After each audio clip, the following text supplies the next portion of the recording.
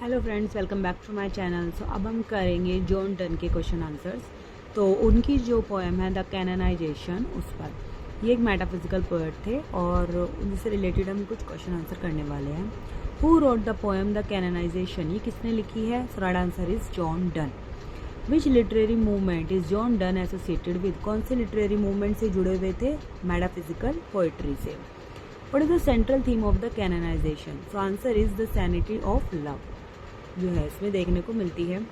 What does the title the canonization refer to, ये किसको refer कर रहा है? Making lovers Saint through love, कि प्यार में जो है लवर्स क्या बन जाते हैं? सेंट, संत जो है बन जाते हैं। How many strangers are there in the canonization, इसमें कितने स्ट्रेंजर्स है? Answer is 5। What is the rhyming scheme of poem? So answer is ABBA CCAA। What is the tone of the poem, इसकी जो टोन है poem की वो कैसी है? So answer is defiant and witty. What does the speaker ask the address to let him do, तो क्या करने को कहता है? So answer is love.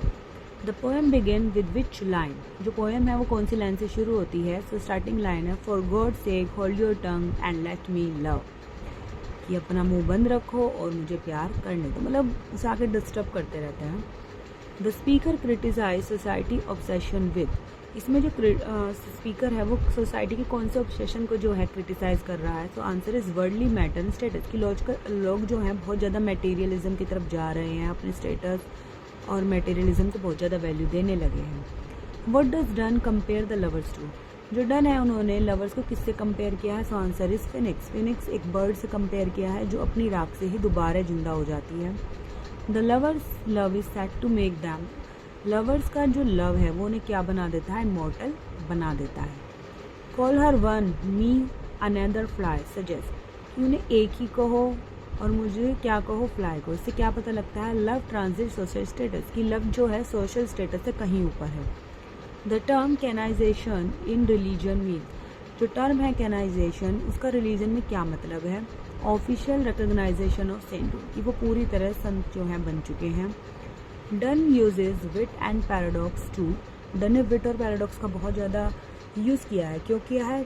Glorify spiritual love through physical union, मतलब कि फिजिकल यूनियन के थ्रू जो हैं वो किसको ग्लोरीफाई कर रहे हैं? स्पिरिचुअल लव को ग्लोरीफाई कर रहे हैं।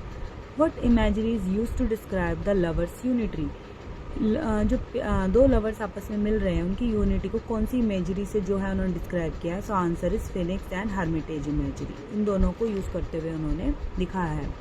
The poem is an example of metaphysical conceit, तो मेटाफिजिकल कंसीट का जो है एक एग्जाम्पल है।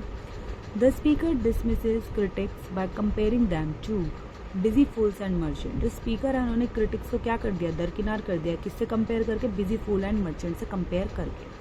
The lover's legend will be written in, answer is poetry. According to the poem, the lover's love become a pattern for others to follow. उनका प्यार ऐसा बन गया है एक इस तरह का पैटर्न जिसे दूसरों को फॉलो करना चाहिए। What does the poem suggest about true love? जो पोएम है वो ट्रू लव के बारे में क्या बताती है? It transitions death and time. The poem structure and argument resemble a dramatic monologue, ये एक ड्रामेटिक मोनोलॉग है। Donne often mixes religious and secular imagery to, Donne हमेशा क्या करते थे? रिलीजन को सेकुलर इमेजरी से मिक्स कर देते थे। क्या दिखाने के लिए? Show love as both sacred and profane, कि दोनों ही क्या है? बहुत ज़्यादा सैक्रेड और प्रोफेन है।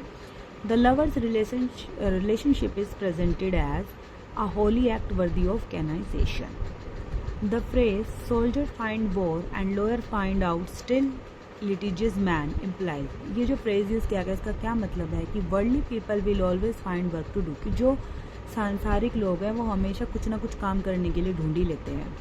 What literary device dominate the poem, कौन सा लिटरेरी डिवाइस में सबसे ज़्यादा यूज़ हुआ है? So answer is conceit. The poem blend element of, इसमें कौन सा ब्लैंड जो है देखने को मिलता है? So right answer is religion, irony and argument.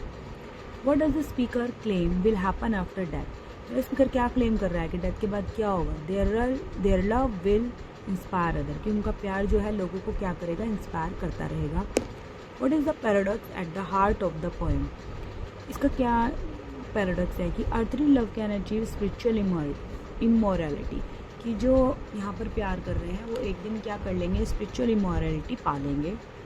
The tone of the speaker toward the critics is, उसका स्पीकर का जो क्रिटिक्स की तरफ टोन कैसा है, मॉकिंग एंड एजर्टिव, उनका बहुत ज़्यादा मजाक उड़ा रहा है। The speaker believes their love harms, answer is no one, कि उनका प्यार किसी को भी नुकसान नहीं पहुंचा रहा है तो उन्हें डिस्टर्ब मत करो। What image is use to symbolize their rebirth, कौन रिबर्थ के लिए कौन सा सिम्बलाइज यूज़ किया है, फिनिक्स का। फिनिक्स एक ऐसी बर्ड है जो मरने के बाद जो अपने आप ही जलकर मर जाती है और अपनी ही राख से दोबारा पैदा होती है। तो रीबर्थ, पुनर्जन्म को दिखाने के लिए उन्होंने जो इमेजरी का यूज़ किया वो फिनिक्स है। We die and rise the same refer to, कि हम मरते हैं और फिर वापस जिंदा हो जाते हैं। क्या रेफर करता है, स्पिरिचुअल रिकर्शन थ्रू लव, कि प्यार के द्वारा दोबारा से हम क्या हो सकते हैं, जीवित हो सकते हैं।